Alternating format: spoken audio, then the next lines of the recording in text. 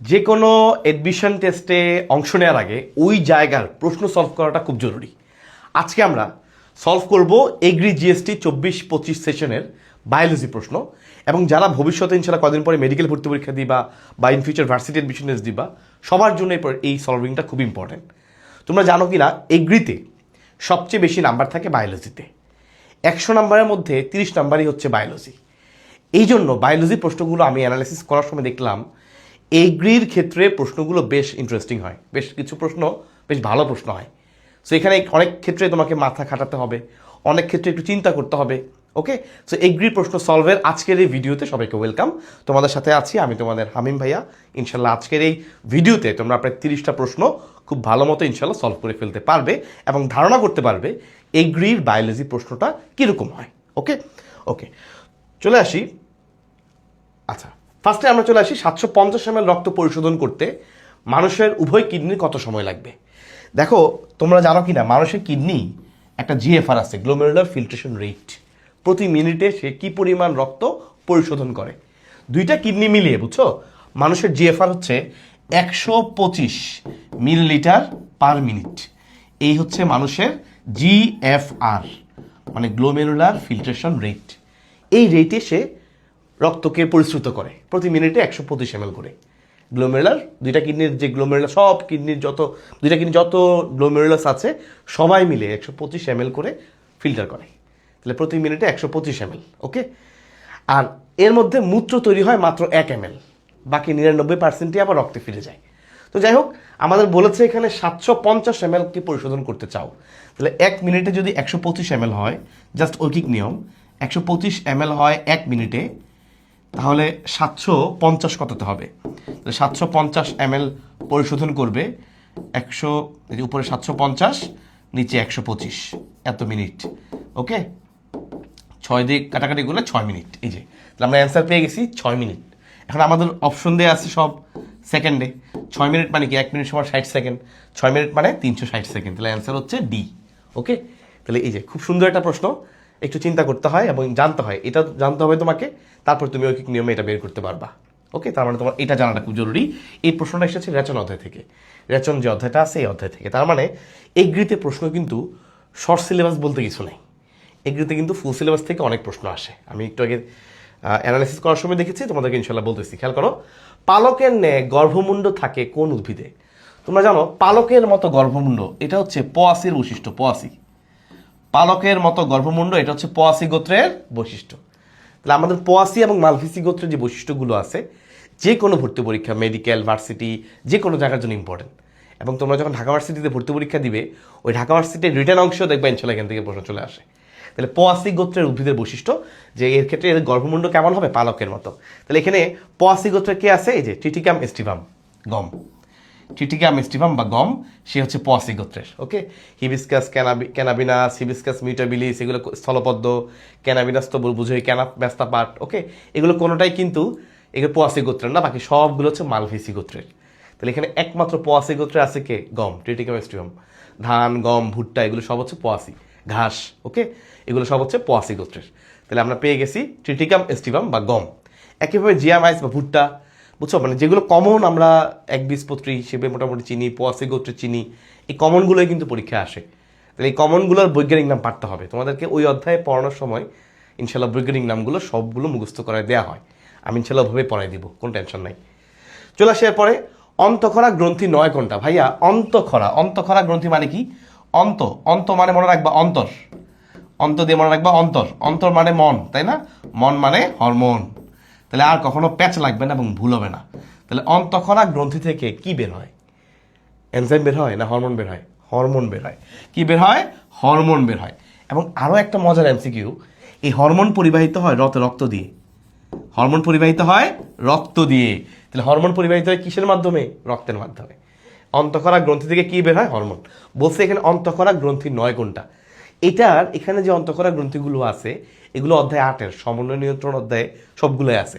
তোমরা জানো মানব দেহের সবচেয়ে গুরুত্বপূর্ণ, সাইজে অনেক ছোট, কিন্তু বেশ পাওয়ারফুল একটা গ্রন্থি হচ্ছে পিটুইটারি গ্রন্থি। কারণ তার থেকে অনেকগুলো হরমোন বের হয়, অনেকগুলো। তাকে বলে মাস্টার গ্ল্যান্ড। সে অনেকগুলো অন্য গ্ল্যান্ডকেও কন্ট্রোল করে, নেতা। ওকে, পিউরিটারি গ্রন্থি, এটা ডেফিনেটলি একটা অন্তঃকরা গ্রন্থি।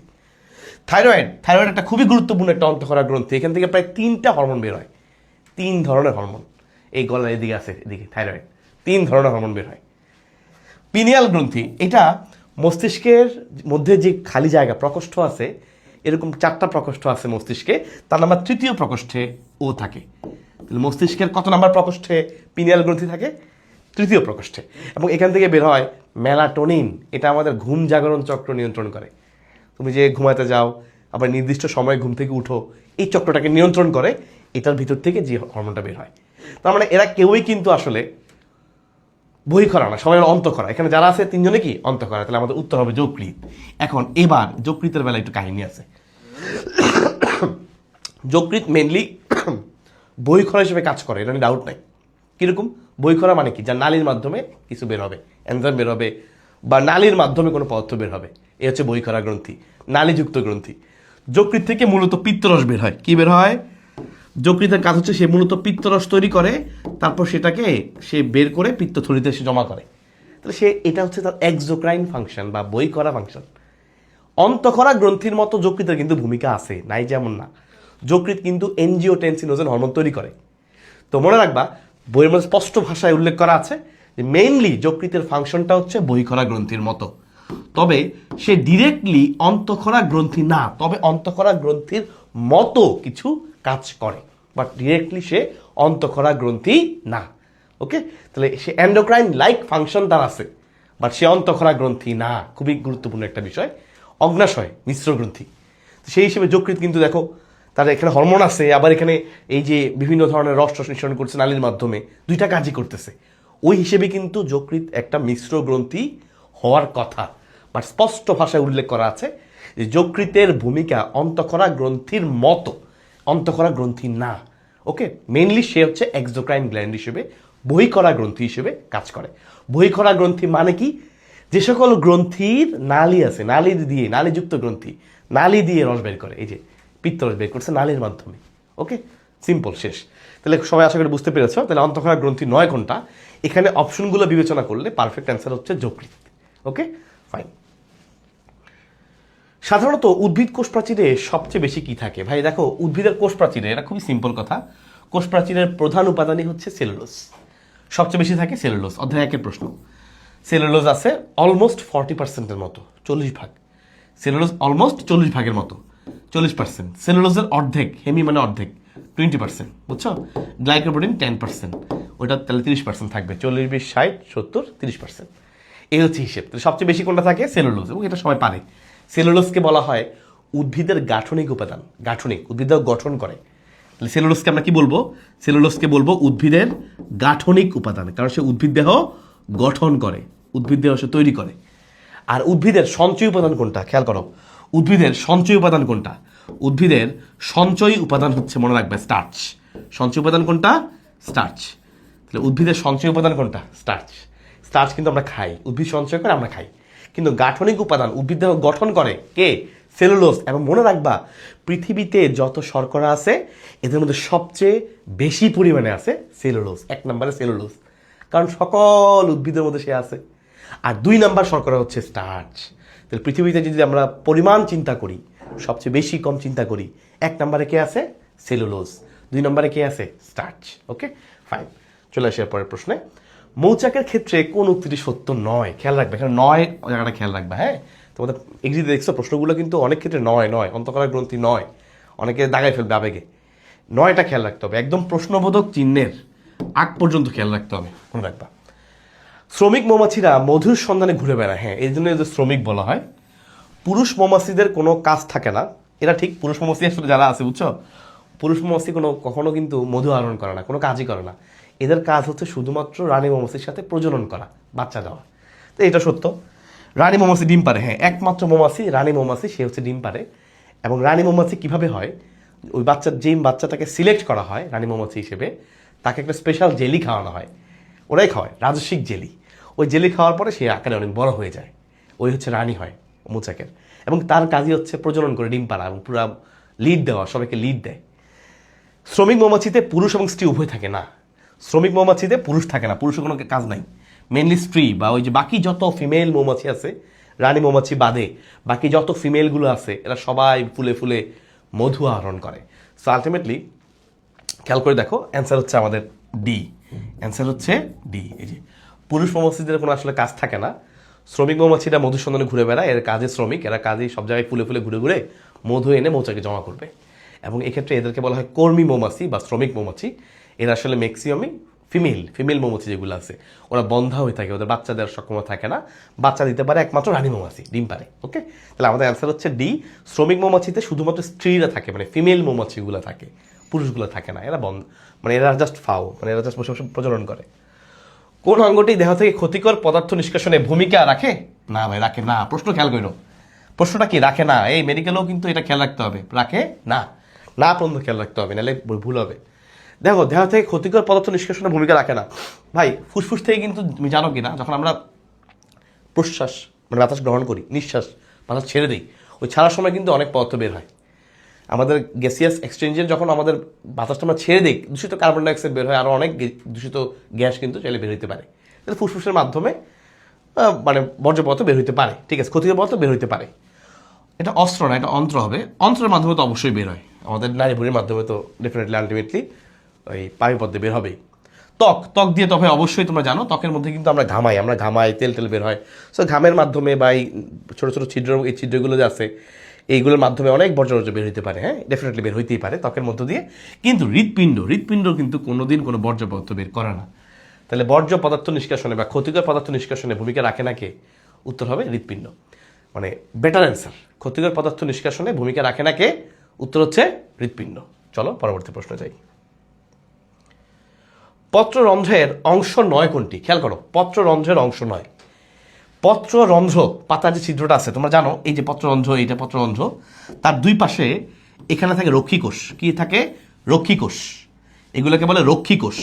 এরা রক্ষণাবেক্ষণ করে, পত্ররন্ধ্রটাকে রক্ষণাবেক্ষণ করে, খুলবে নাকি বন্ধ হবে রক্ষণাবেক্ষণ করে। এবং এক্ষেত্রে কাজ করে, মনে রাখবে, পটাশিয়াম আয়ন।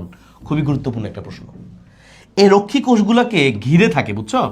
রক্ষী কোষগুলোকে ঘিরে থাকে এই কোষগুলোর নাম হচ্ছে সহকারী কোষ। কি নাম? সহকারী কোষ। তাহলে কি কি আছে? সহকারী কোষ আছে, ওকে ফাইন। রক্ষী কোষও আছে, ওকে ফাইন। রন্ধ্রপথ মানে ছিদ্র তো অবশ্যই আছে, ওকে ফাইন। সঙ্গী কোষ কিন্তু নাই। এই যে অ্যান্সার হচ্ছে সঙ্গী কোষ। সঙ্গী কোষ কোথায়? ফ্লোয়েমের অংশ, ফ্লোয়েম। সিগনল, সঙ্গী কোষ, ফ্লোয়েম প্যারেনকাইমা, ফ্লোয়েম ফাইবার। তাহলে সঙ্গী কোষ কার অংশ? সঙ্গী কোষ হচ্ছে ফ্লোয়েমের অংশ, ঠিক আছে? এটা কিন্তু পত্ররন্ধ্রের সাথে সম্পর্ক নাই, খেয়াল রাখতে হবে। খুবই প্যাচে লাগানোর মতো একটা প্রশ্ন। অনেকেই প্যাচ লাগাই ফেলতে পারো পরীক্ষার যে প্রেশারে। আমরা পরীক্ষার হলে যে প্রেশারটা ফিল করি, প্রেশারের কারণে। প্রাণী কোষের কোন অঙ্গাণুতে ডিএনএ থাকে না? খুবই সুন্দর একটা প্রশ্ন এটা, বুঝছো? বলতে পারো অনেকে ইজি, বাট ইজি নাই কিন্তু। প্রাণী কোষের কোন অঙ্গাণুতে ডিএনএ থাকে না? খেয়াল করো, নিউক্লিয়াসের মধ্যে ডিএনএ আছে, আমরা জানি। ক্লোরোপ্লাস্ট, না ভাই, এটা তো প্রাণী কোষেই থাকে না। খেয়াল রাখো কিন্তু, অনেক ভাববে ভাই ক্লোরোপ্লাস্ট তো প্রাণী কোষে থাকে না, লাগাই দিব নাকি? এটা কিন্তু প্রাণী কোষেই থাকে না, এটা উদ্ভিদ কোষে। এবং তোমরা জানো ক্লোরোপ্লাস্টের মধ্যে কিন্তু এক্সট্রা করে ডিএনএ আছে, উদ্ভিদ কোষে ক্লোরোপ্লাস্টে ডিএনএ আছে। লাইসোজোম, হ্যাঁ, এটা প্রাণী কোষে আছে, কিন্তু এটার মধ্যে ডিএনএ থাকে না। তাহলে অ্যান্সার হচ্ছে আমাদের এইটা। তাহলে এটার কিন্তু অ্যান্সার, এটা প্রাণী কোষের একটা অঙ্গাণু লাইসোজোম। এর মধ্যে অনেক ধরনের এনজাইম থাকে যারা জীবাণুকে বিশ্লেষণ করে, জীবাণুকে ভেঙে ফেলে। এই অঙ্গাণু লাইসোজোম, এটা আরেকটা নাম হচ্ছে, অপর নাম ডাকা হয় আত্মঘাতী থলিকা, সুইসাইডাল স্কোয়াড। কেন?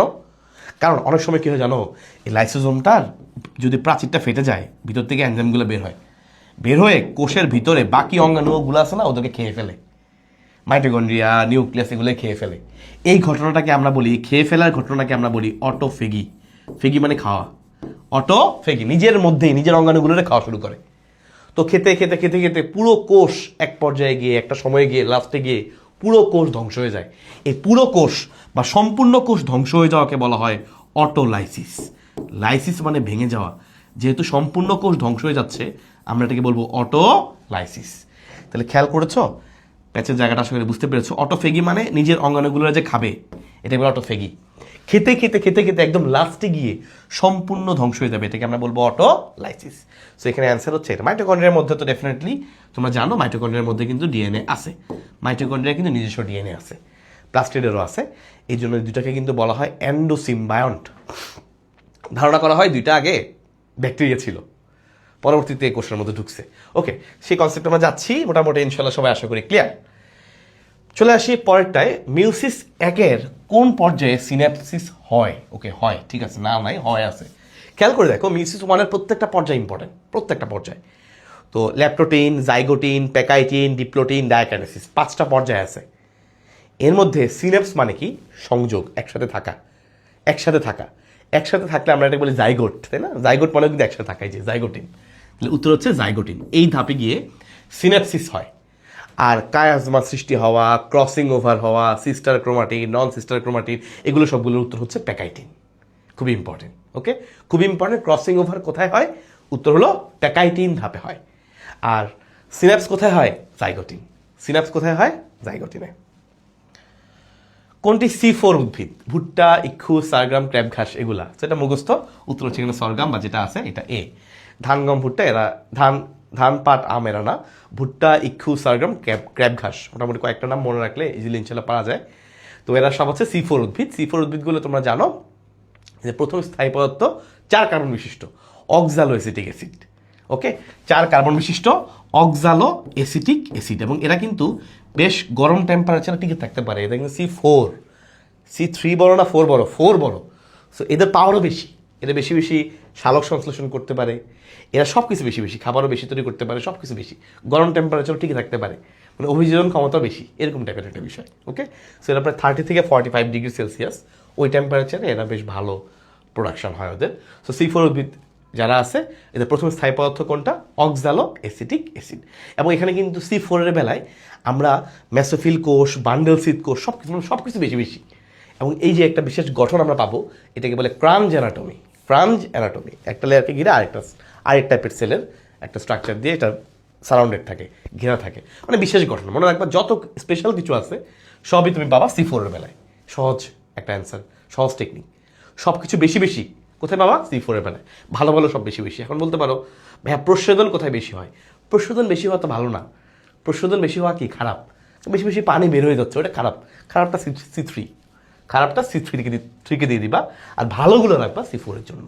তাহলে তোমার অ্যান্সার করাটা ইজি হবে, পড়তে ইজি হবে। ওকে, যে হরমোন কিডনিকে শরীরে পানি এবং লবণের পরিমাণ নিয়ন্ত্রণ করতে সহায়তা করে? পানি এবং লবণ, খেয়াল করো, দুইটা প্রশ্ন আছে এখানে। শুধু যদি পানি বলতো, বুঝছো, এখানে অ্যান্সারে অনেকগুলো আছে, এখানে অনেকগুলো আসলে ভূমিকা রাখে।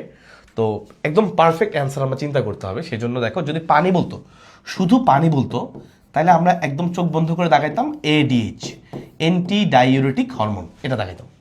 বাট এখানে বলেছে পানি এবং লবণ, H2 এবং লবণ। মনে রাখবা, লবণ বলতে আমরা শরীরের মধ্যে কিন্তু ম্যাক্সিমাম সোডিয়াম ক্লোরাইড, সোডিয়ামের লবণ, পটাশিয়ামের লবণ, এগুলোকেই বুঝি, তাই না? ম্যাক্সিমাম ক্ষেত্রে এগুলোই আমাদের বডির মেইন লবণ হিসেবে আমরা কাউন্ট করি।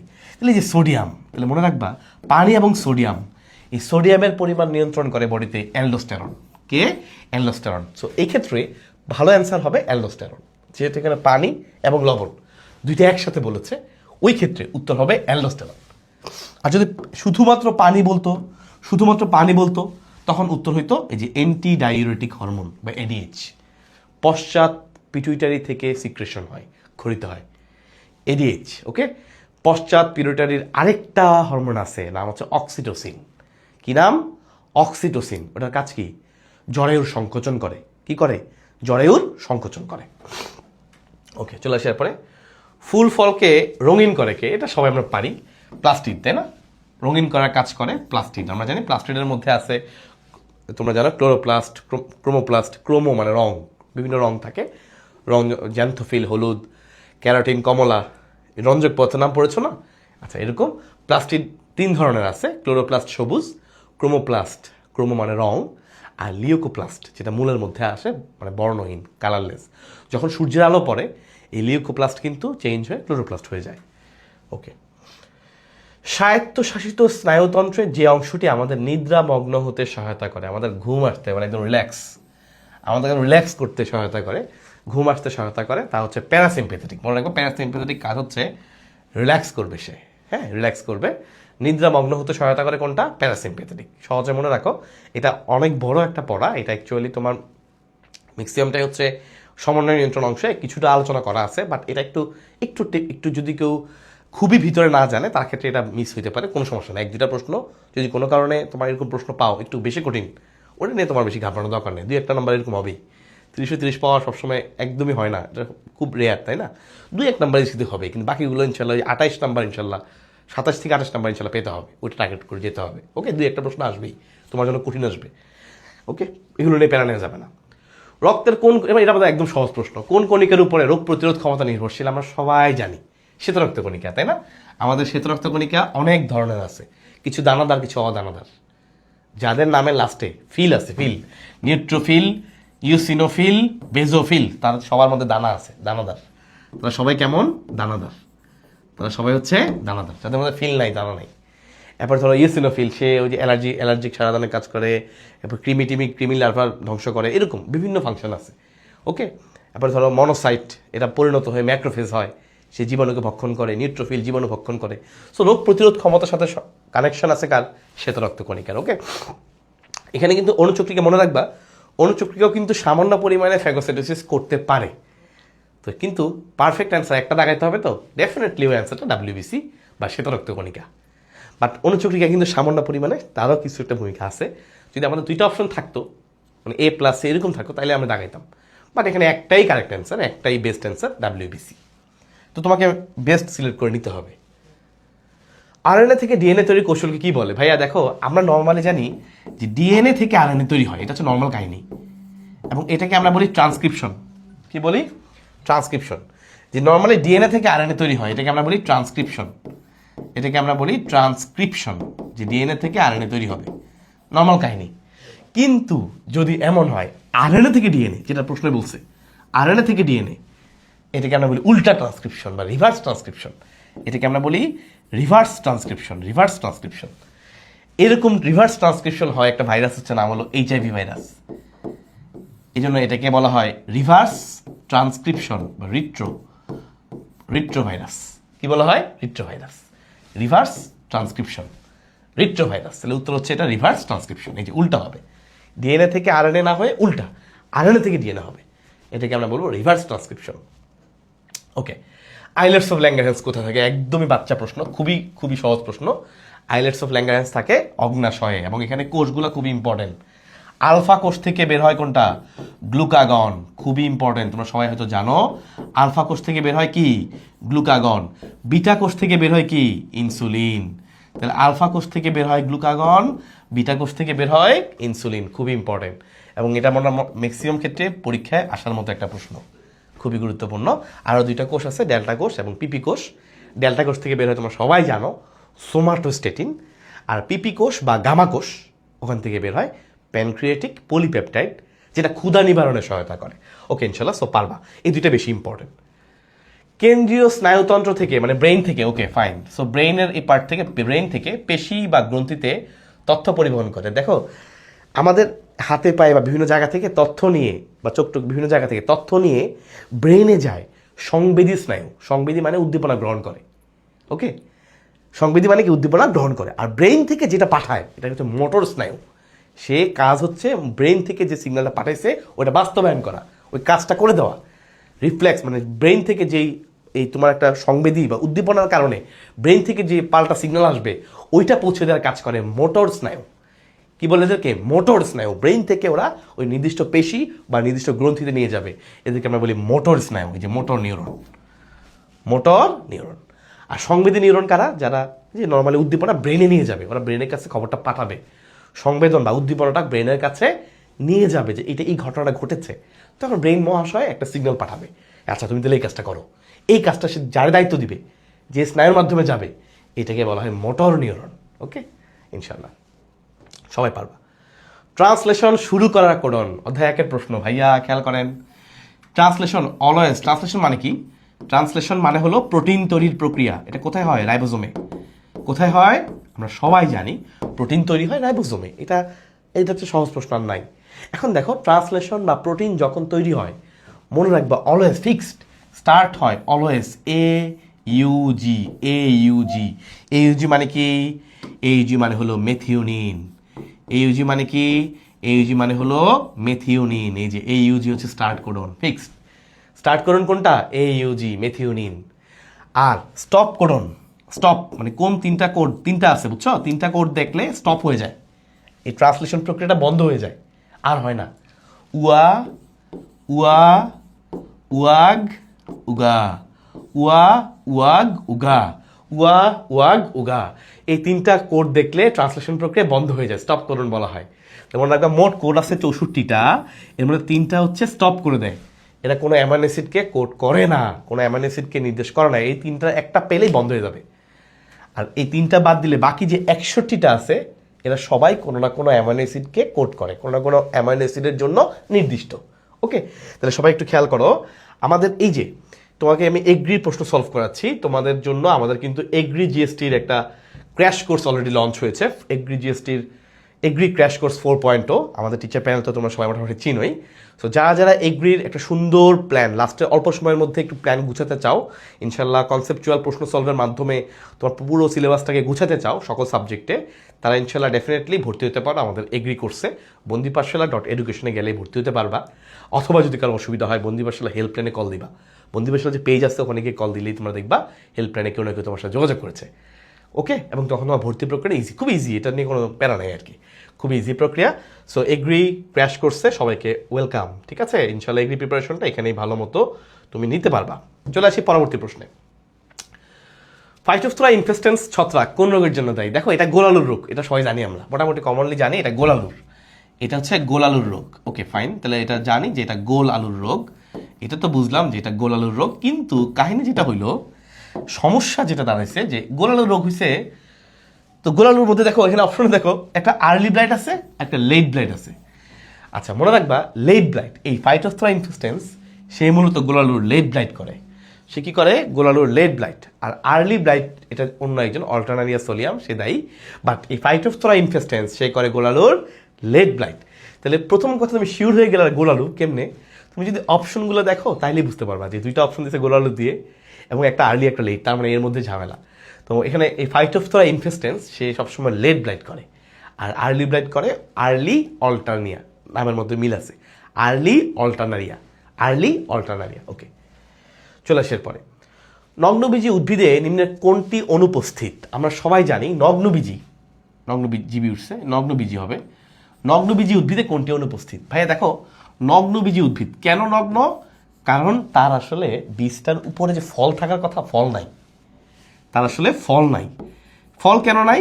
কারণ এই উদ্ভিদের ক্ষেত্রে কোনো গর্ভাশয় থাকে না, গর্ভাশয় থাকে না, আমরা সবাই জানি গর্ভাশয় মূলত ফলে রূপান্তরিত হয়, এখন গর্ভাশয় নাই তো ফল আসবে কোত্থেকে? সো এখানে ফল নাই। ওকে, নগ্নবীজি উদ্ভিদের গর্ভাশয় নাই, গর্ভাশয় না থাকার কারণে ফল থাকে না, গর্ভাশয় না থাকার কারণে ফল থাকে না। তোমরা জানো গর্ভাশয় কিন্তু ফলে রূপান্তরিত হয়, আর ডিম্বক বীজে রূপান্তরিত হয়। গর্ভাশয় ফলে রূপান্তরিত হয় আর ডিম্বক কিসে রূপান্তরিত হয়? বীজে। মনে রাখবা গর্ভাশয় রূপান্তরিত হয় ফলে আর ডিম্বক রূপান্তরিত হয় বীজে।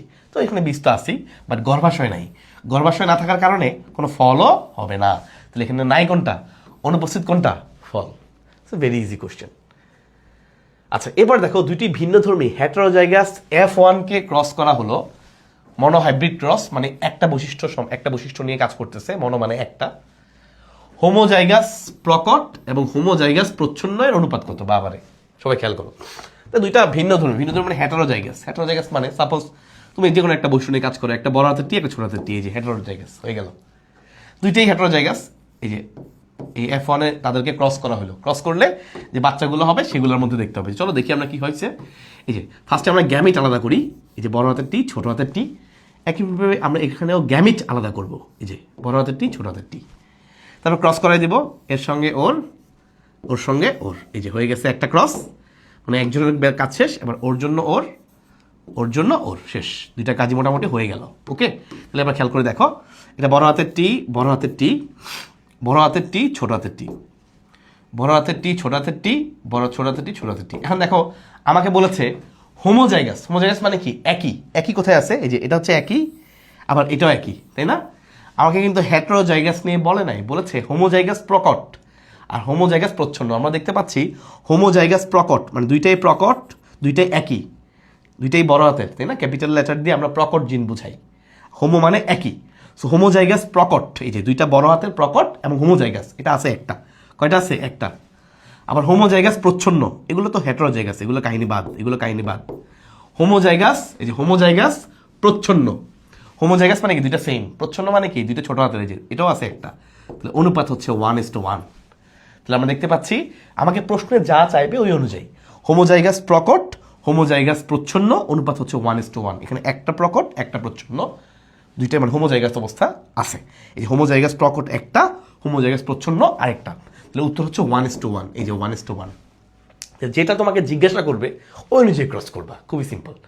ওকে, হেটেরোজাইগাস বলার কারণে আমরা দুইটা ভিন্ন রকম নিছি। যদি এটা হেটেরোজাইগাস না বলে হোমোজাইগাস বলতো তাহলে কিন্তু আমার এখানেও দুইটা সেম নেওয়া লাগতো।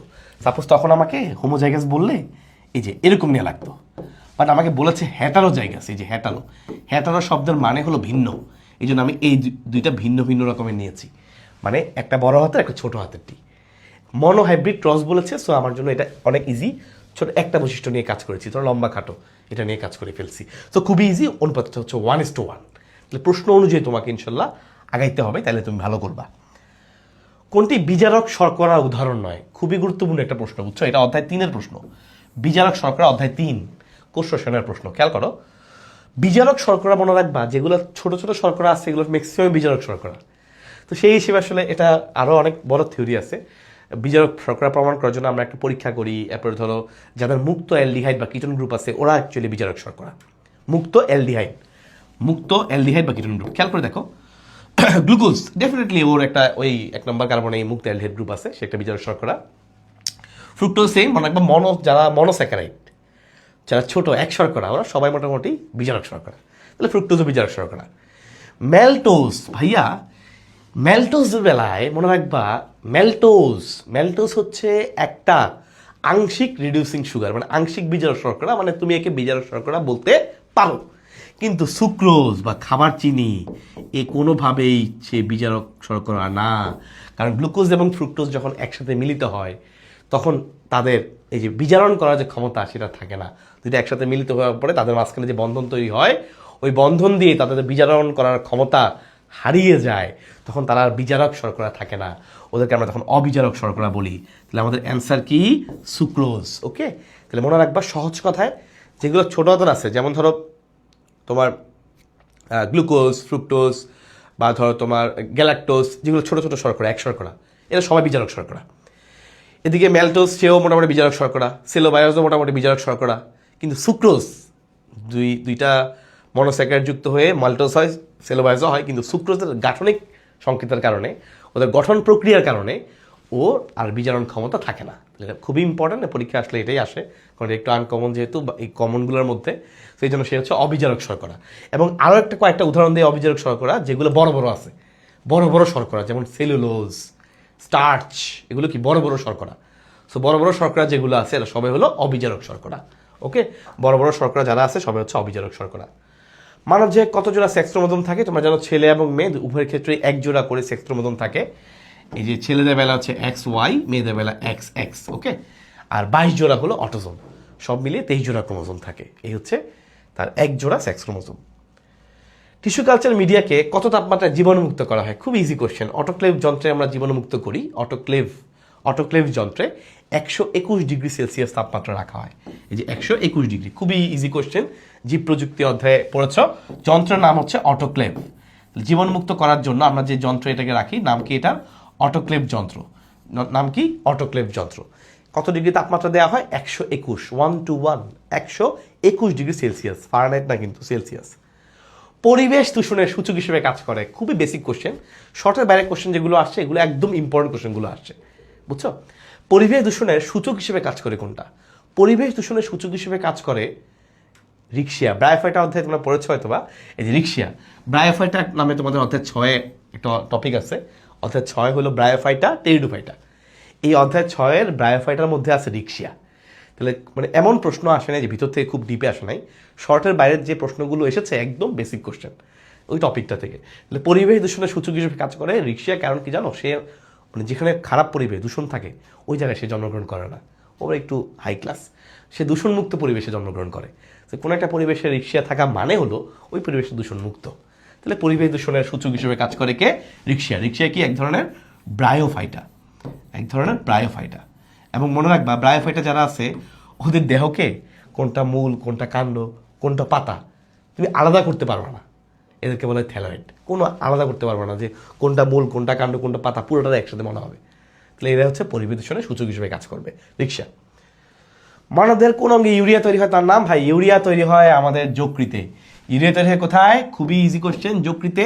এবং আমরা সবাই জানি যকৃতে ইউরিয়া তৈরি হয় মূলত অর্নিথিন চক্রের মাধ্যমে।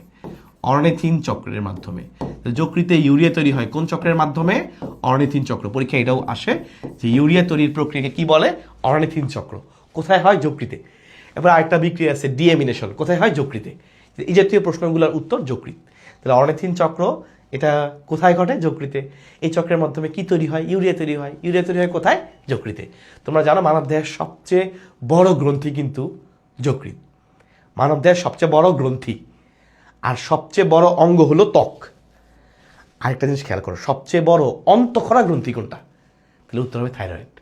সবচেয়ে বড় গ্রন্থি বললে যকৃত, আর সবচেয়ে বড় অন্তঃক্ষরা গ্রন্থি থাইরয়েড। ওকে, আশা করি ইনশাল্লাহ সবাই ছোট করে লিখে রাখবা। সেক্স লিঙ্কড বৈশিষ্ট্য নয় কোনটা? ভাই এটা একটু সবাই খেয়াল করো, রাতকানা এটা কিন্তু অনেকে হয়তো জানো ভিটামিন এর অভাবে, ঠিক আছে, কিন্তু এটা কিন্তু সেক্স লিঙ্কড, এক্স ক্রোমোজোম দ্বারা সেক্স লিঙ্ক দ্বারা আসলে এটা হয়ে থাকে সেক্স লিঙ্ক বৈশিষ্ট্য। অন্ধত্ব এটাও কিন্তু সেক্স লিঙ্ক বৈশিষ্ট্য। বর্ণান্ধতা বৈশিষ্ট্য। ক্ষীণ দৃষ্টি, মানুষের চোখের সমস্যা হয়, এটা অটোসোমাল সমস্যা, এটা সেক্স লিঙ্ক বৈশিষ্ট্য না। এখন ধরো তুমি এটা পারছো না, কোনো সমস্যা নেই, এটা না পারলেও কোনো সমস্যা হবে না। এক দুইটা প্রশ্ন বললাম না, এরকম স্কিপ করা যেতে পারে। সামনে আরেকটা প্রশ্ন আছে এরকম, বিএমআই এর একটা ম্যাথ আসছে, এখন বসে বসে তো ওই ম্যাথ ক্যালকুলেটার ছাড়া করাটা একটু কঠিন, ইঞ্চি থেকে মিটারে নিয়ে এটা করাটা কঠিন। তো এইসব ক্ষেত্রে তুমি একটু স্কিপ করতে পারো, দুই একটা প্রশ্ন যাবে এরকম।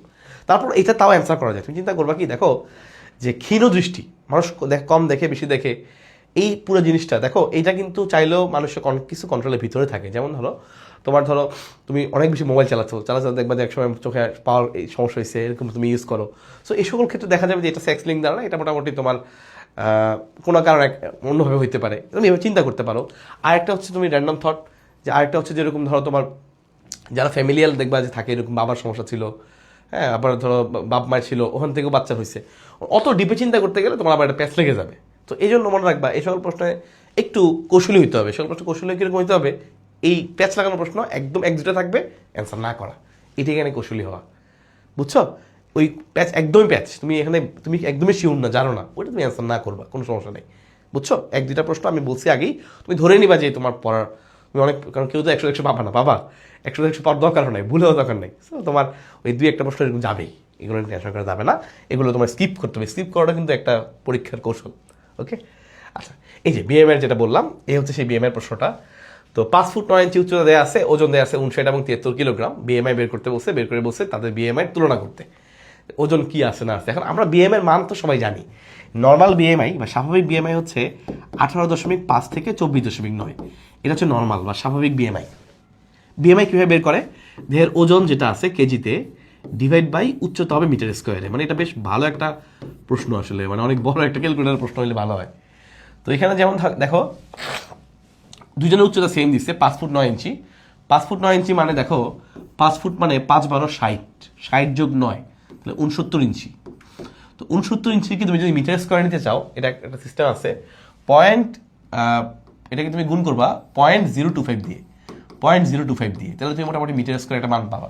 তো এই ভ্যালুটা আমি একদম সরাসরি আমি দেখেই বলতেছি, কারণ আমি ক্যালকুলেটর তো আমি করছি না, তোমরা চাইলে এটা করতে পারো। 0.04 দিয়ে ভাগ করার পরে মোটামুটি একটা ভ্যালু পাওয়া যায় যে 1.75। ওকে, 0.0254 দিয়ে গুণ করতে হয়, 1.75 মতো ভ্যালু পাওয়া যায়, তখন তুমি মোটামুটি একটা লেভেলে যেতে পারবে আর কি। তখন তুমি এবার ভাগটা করতে পারো, এবার তুমি 59 কেটে দিয়ে ভাগ করো বা 73 কেটে দিয়ে ভাগ করো, তাহলে তুমি বিএমআই এর মানটা পেয়ে যাবে। তো এটা আসলে যদি তোমার হাতে অনেক সময় থাকে, পরীক্ষার একদম লাস্টে গিয়ে তুমি এটা করতে পারবা। এই ধরনের ম্যাথ ভুলেও কেউ আগে করার চেষ্টা করবা না। তোমার বায়োলজি ক্ষেত্রে যদি এই ধরনের প্রশ্ন আসে, তাহলে তো চেষ্টা করবে একদম লাস্টেই করতে, কারণ এই ক্যালকুলেশনটা করা ডেফিনেটলি একটা কঠিন। তো ইনশাল্লাহ ক্লাসে তোমাদেরকে আমি হ্যান্ড ক্যালকুলেশন শেখাবো, এটা নিয়ে কোনো ডাউট নাই। তো তোমরা আপাতত জেনে রাখো, এই যে বিএমআই মানটা তোমরা যখন পাবা, দেখবা দুইটাই কিন্তু এই নর্মাল রেঞ্জের ভিতরে আছে, দুইটাই দেখবা নর্মাল রেঞ্জের ভিতরে থাকে, যদিও ওজনে পার্থক্য আছে, বাট যেহেতু এটা একটা রেঞ্জ, তো এই দুইটাই কিন্তু নর্মাল রেঞ্জের মধ্যে। সো তাদের দুজনের ক্ষেত্রে ওজনটা স্বাভাবিক, বিএমআই স্বাভাবিক, কারণ দুজনেরই হচ্ছে নর্মাল রেঞ্জের মধ্যে বিএমআই আছে। So it's good. বিএমআই এই চার্টটা কিন্তু খুবই ইম্পর্টেন্ট। বিএমআই যদি 18.5-এর চেয়ে কম হয়, তাহলে ওজন কম, 24.9 থেকে 29 মানে 25 থেকে 29.9 এটাকে বলে অতিরিক্ত ওজন। 30 থেকে 34.5 এটাকে বলে মোটা হওয়ার প্রথম স্তর, স্থূলতার প্রথম স্তর। তাহলে এটা কিন্তু অনেকে ভুল করে, মনে রাখবা এটা হলো অতিরিক্ত ওজন, আর এখান থেকে শুরু হবে মোটার প্রথম স্তর। শুরুতে কিন্তু প্রথম স্তর না, শুরুতে কিন্তু অতিরিক্ত ওজন। ওকে, এটা খেয়াল রাখতে হবে। আচ্ছা, এরপর চলে আসি, বার্ড ফ্লু রোগটি কিসের দ্বারা হয়? বার্ড ফ্লু একটা ভাইরাস ঘটিত রোগ। বার্ড ফ্লু, এটা এভিয়ান ফ্লু, এভিয়ান ইনফ্লুয়েঞ্জা, তো এগুলো ফ্লু সব ম্যাক্সিমাম ভাইরাস ঘটিত রোগ। তোমাদের ঠান্ডা লাগে না, যেমন আমার ঠান্ডা অলরেডি লেগে আছে, তো বার্ড ফ্লু আসলে ফ্লু যেগুলো আছে ম্যাক্সিমাম এগুলো সব ভাইরাস ঘটিত রোগ, এগুলো নিয়ে কোনো ডাউট নাই। অনুজীব অধ্যায়ে আমরা এটা খুব ইজিলি পড়ি, মানে আমরা এটা একদম দুধ টাইপের প্রশ্ন যে ভাইরাস না ব্যাকটেরিয়া। যদি আমাকে একদম আরও ভিতরে প্রশ্ন করতে তাইলে হয়তো আমার জন্য একটু প্রেশার হইতো, বাট আমাকে একদম সুপারফিশিয়ালি প্রশ্নটা করেছে যে ভাইরাস না ব্যাকটেরিয়া, জাস্ট এই ধরনের প্রশ্ন, তো এটা ডেফিনেটলি একটা ভাইরাস। কোন ব্যাকটেরিয়া পাটের আঁশ ছাড়াতে সাহায্য করে? খুবই খুবই ইম্পর্টেন্ট একটা প্রশ্ন, ওই অধ্যায় পড়াতে গেলে এটাই মাস্ট পড়াই। পাটের আঁশ ছাড়াতে সাহায্য করে, নাম হচ্ছে ক্লস্ট্রিডিয়াম। পাটের আঁশ ছাড়ায় কে? ক্লস্ট্রিডিয়াম। সো যারা এই প্রত্যেকটা প্রশ্ন পেরেছো তার জন্য অসংখ্য ধন্যবাদ, কংগ্রেচুলেশন। যারা পারো নাই, কোনো আপসেট হওয়া যাবে না, শিখে ফেললা। ভিডিওর মূল কাজ, ভিডিও থেকে এই পরীক্ষার আগে এটাই হচ্ছে মেইন কাজে শিখে ফেলতে হবে, তাহলে ইনশাল্লাহ মেইন পরীক্ষায় যেন ভুলটা না হয়। ওকে, এবং একটু কনসেপ্ট সহকারে শিখলে ডেফিনেটলি পরীক্ষার হলে আর ওটা ভুল হওয়ার সম্ভাবনা থাকে না। এই জন্য সবাই চেষ্টা করবা ইচ অ্যান্ড এভরি এমসিকিউ যখন তুমি পড়বা একটু কনসেপ্ট হালকা একটু আইডিয়া নিয়ে পড়লে তোমার জন্য ভালো হবে, এবং যারা ক্লাস ভালো করে ইনশাল্লাহ করবে তাদের এইসব জায়গায় ঝামেলা হবে না। সো এগ্রি যে ক্র্যাশ কোর্স আছে 4.0, এই কোর্সে ইনশাল্লাহ সবাইকে ওয়েলকাম। অল্প সময়ের মধ্যেই তোমরা ইনশাল্লাহ এগ্রির একটা ভালো প্রিপারেশন নিতে পারবে। ওকে, জাস্ট এগ্রির কোয়েশ্চেন প্যাটার্ন বেসড আমাদের একটা কোর্স হবে, এবং জাস্ট ওইটার অ্যানালাইসিসে হবে। সো এই জন্য তোমার খুব ইজিলি তুমি এগ্রিতে কী প্রশ্ন আসে, কোনগুলো পড়বা না পড়বা, ইজিলি তুমি সর্ট আউট করতে পারবে। সবাইকে অনেক ধন্যবাদ ক্লাসে থাকার জন্য। ইনশাল্লাহ তোমাদের সাথে ভাইয়ার আবার দেখা হবে। বিদায় নিচ্ছি এই পর্বে। আল্লাহ হাফেজ, আসসালামু আলাইকুম।